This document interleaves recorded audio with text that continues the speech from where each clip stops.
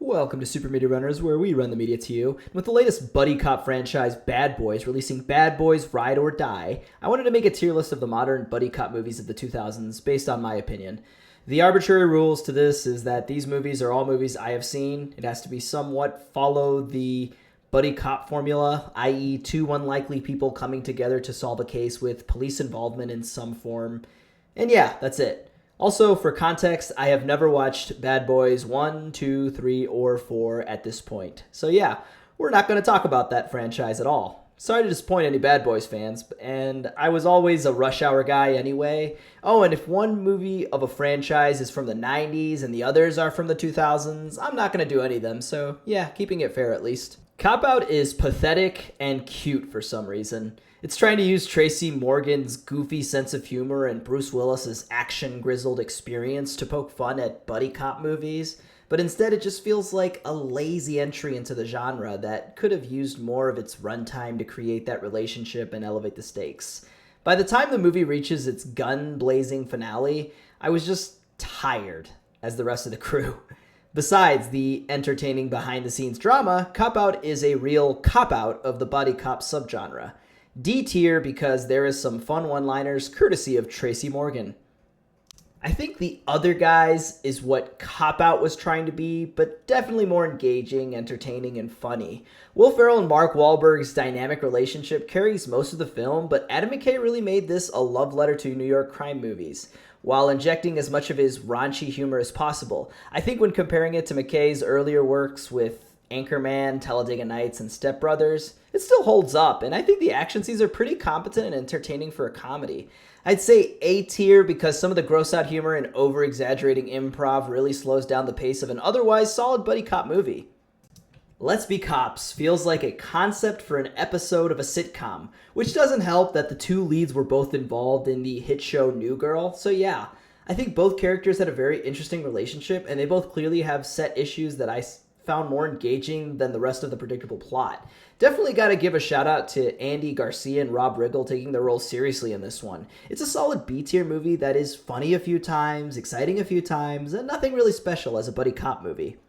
The Nice Guys is S tier. It's an underrated Shane Black masterpiece that combines offbeat humor with clear direction and an all-star cast that propelled the entire thing together. I don't want to say any more, but if you wanted a modern, period piece, action buddy cop comedy, then this is what you're getting. Yeah, The Heat is basically The Other Guys for stay-at-home mothers. It's solid. I think Sandra Bullock and Melissa McCarthy are just riffing and in a more contentious chemistry that can be entertaining. It's cute, turn your brain off for a minute humor with a glass of wine. And I'm okay with that. I just won't watch it as much as the other ones we've talked about. C tier. Two Guns. Denzel Washington and Mark Wahlberg was a weird buddy cop dynamic that I didn't think would work. But it does, and is where most of the entertainment comes from. Solid action and gunplay, but nothing really makes it stand out as a whole. It's a fun watch, and I could probably watch it twice, but I feel like so much of the time when they are not on screen together feels like a slog. B tier.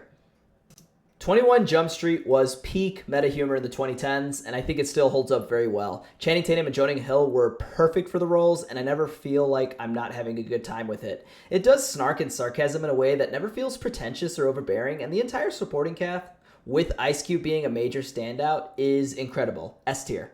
22 Jump Street was the perfect sequel to a perfect movie, and it pretty much set out to do everything right when it comes to buddy cop comedies and poking fun at itself. Watching both of these will really make you appreciate Phil Lord and Christopher Miller's work, especially when they've been handling in the last few years alone. So yeah, S tier. Hot Fuzz. Cheeky British humor with Simon Pegg and Nick Frost, directed by Edgar Wright. It's S tier. Osmosis Jones. Every time we watch this movie during a health or science class, my eyes would light up. The animation is so memorable, and despite following the buddy cop formula to a T, the idea of a police force in the human body is used for a lot of the humor in fun and interesting ways with the animation. Chris Rock, David Hyde Pierce, and Lawrence Fishburne really fit into their roles and have created memorable characters as a result. The live-action segments that revolve around this might feel excessively disgusting, but are minimal to the entire story. A-tier stuff. The Happy Time Murders. I was ready to see a buddy cop movie with Muppets, and it disappointed me. Instead, I got Melissa McCarthy riffing with puppets, a predictable plot that goes nowhere, and I just feel like every time there is a sex joke, a drug joke, I swear, the scene just stops to let me know that I'm supposed to laugh at the outrageous things that a puppet says. F tier. Ride Along 1 was what I considered the start of the Kevin Hart era of disposable comedies starring Kevin Hart. I think the way they handled the relationship between Hart and Ice Cube was great, and considering half of this partnership was in a better buddy cop movie, I think this was cute and a fun romp. I've watched this movie several times, and I can only remember that they made Sid into a corrupt cop, and I thought that was pretty cool. Oh yeah, and Lawrence Fishburne was there. Yeah, this is like D-tier stuff, honestly. Doesn't hold a candle to the greats.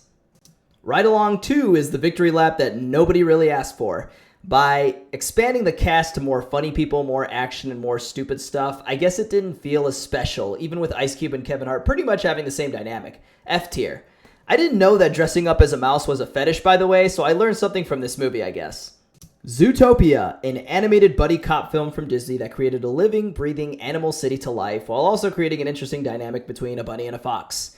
Classic, modern, weird Disney was at its fullest during this time, and Zootopia is just a very memorable and cute buddy cop film that uses the city and the problems within it to subtly mirror our own issues with coexistence with others.